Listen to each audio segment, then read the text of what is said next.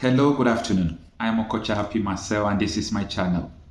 Following the range across the country because of the declaration of Bola Ahmed Tinubu as president-elect, and the INEC chairman today has come out to say that what happens on the day of election was a cyber attack.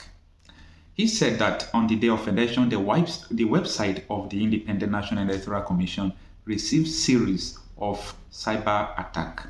He said for that purpose, they were unable to upload electronically and transmit the election result. But so many people are now asking questions. Why is it that INEC chairman waited for everybody to got angry before he started speaking? And people are asking, on the day of collation, the day you declare result, a lot of people protested, including the PDP spokesperson Dino Mandai. They said you have to postpone this election, that things are not in order. And you went ahead and called the result. And now you are saying that according to constitution that you're supposed to upload the result. But because of the cyber attack, you are unable to upload it. Now, who is going to bear the detriment? Definitely, one candidate or two candidates must suffer for what you have done. So it is not the fault of the Labour Party presidential candidate, Mr. Pitobi. Neither is it the fault of the Atiku of PDP or the Tinubu of APC. So you are the fault. So what that means is you're supposed to cancel the election or postpone the election as you did in the gubernatorial election. So this is the issue on ground, and as usual, the Labour Party has comes out for a press conference. I will leave you to watch the video. Take your time. Thank you. Ordinarily, they expected that we jump to the street so they can take advantage to damage our evidences and cause social unrest. But we truly beat them to that game. Ours is to remain resolute, determined, and focused towards reclaiming our mandate that was stolen, which by God's grace we must surely recover.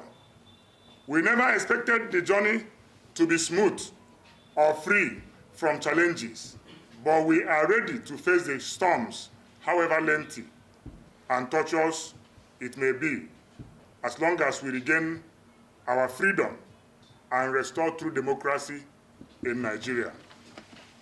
On a specific note, we have an election on Saturday, 18th March 2023. The governorship and state houses of assembly election across the country. This election have given us another opportunity to identify true obedience. It is important to note that the Labour Party stands by all its candidates in the election across the country. But of more significance is that our protest against the electoral fraud on 25 February 2023 begins on Saturday, 18th March, at all the polling units across the country. In the last election, they said we are 4 persons tweeting in a room. But to their shock, we took over the space. And despite all the fraud, they were able to allocate over 6 million votes to us, even when they know that obedience are more than 15 million people having PVCs to vote. We must protest by coming out en masse to cast our votes for the Labour Party governorship and houses of assembly candidates on this Saturday. This simple assignment is the first step in telling the world that Labour Party truly won the election of 25 February. Let's show opposition that we are resolute in the project of taking back our country. We must at least capture Lagos, Rivers, Enugu, Edo, Plateau, Benue, Taraba, Abia, Anambra, and in fact, all the south, and southeast states in this coming election. This we must do to prove that we are irreversibly obedient, and we must stand up to challenge the status quo. And I beg all the youths, all the security agencies, and some INEC officials who are opting to be ready tools in the hands of the old order politicians to think twice. Do not join in oppressing and intimidating Nigerian youth. Do not join, I repeat, in oppressing and intimidating Nigerian youth at the polling units across the country. The life and future of Nigerian youth matter, and that is why we are becoming more obedient. Enough is enough. In conclusion, I urge you, my fellow obedient, to desist from any selfish desire and focus on making an obedient political statement on Saturday election.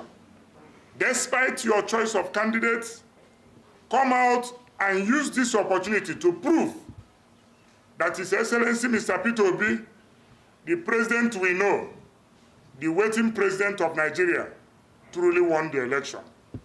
God bless our president in waiting, Mr. Peter Obi, and Vice President, Dr. Dati Baba Ahmed. God bless the obedient. God bless Nigerian youth. And God bless the Federal Republic of Nigeria. He is not in any alliance with any political party with respect to this election on Saturday. We are going into this election, in fact, to make a statement.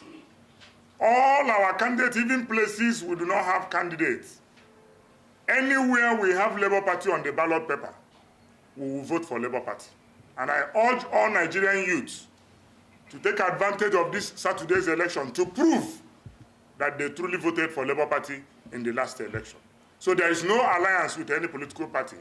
All we know is Labour Party. And that was why I mentioned in my statement that every obedient should forget about selfish interests and focus on making a statement on Saturday. Because the world will watch and see if truly Labour Party has become a movement, of which it is currently in Nigeria. Thank you so much. I think that is why we have called for this press briefing.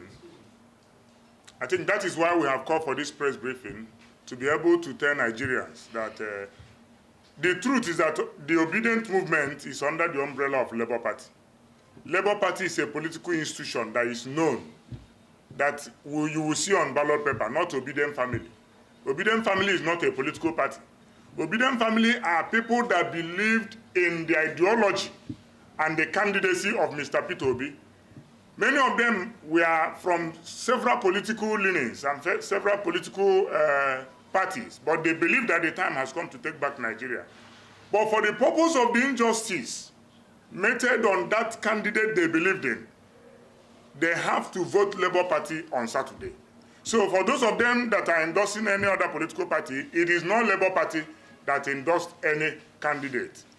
Obedient whatever, support group whatever, may go and endorse any candidate. But the Labour Party that I belong in, as a political party, have never and will not endorse any individual. Thank you. If you listen very carefully during the press, when I was reading from my document, I mentioned that Lagos is critical and Rivers is critical. And we are not joking about it. We are taking back Lagos. Yes, obedient youths in Lagos have also determined. And that is why I'm concluding with this, because I've been in contact with a lot of youth groups, associations that are youth-oriented. And we have made up our mind to deliver Lagos to Labour Party. At least it's one of the statements that 2023 election will be left with. Same thing happens across the country where we have governorship candidates. Because those of them that we are cross-carpeting, like I said recently in a press conference as well, a lot of people thought that 2023 election will be like the previous elections. And that was why they didn't take Labour Party serious. They were saying that we are just 4 persons tweeting in a room. Before they could understand it, the wind have already swept them away, and that was why they resorted to the last thing, trying to rigging the election, because they saw that there was nothing else they could do. So for those of them that we are cross-carpeting, you are aware that in Nigeria, we have political marketers. We don't have men and women with political ideology. We have people that wait for every 4 years to go and buy and sell in politics that will sustain them for the next 4 years. But going forward, I can assure you that this 2023 election have opened them up. Nigerians have known them. Those political party chairmen and chairpersons that does some illicit activities to defraud Nigerians, we have known them, we have noticed them. And never again shall those kind of activities be seen in our polity. And that is why we are challenging the rascality that happened on 25th. Nigeria cannot remain like that because the future and the life of Nigerian youth is at stake. And we cannot let it continue. So those of them that have perpetually engaged in political marketing, this 2023 election is their end. It's no longer lucrative. Thank you so much.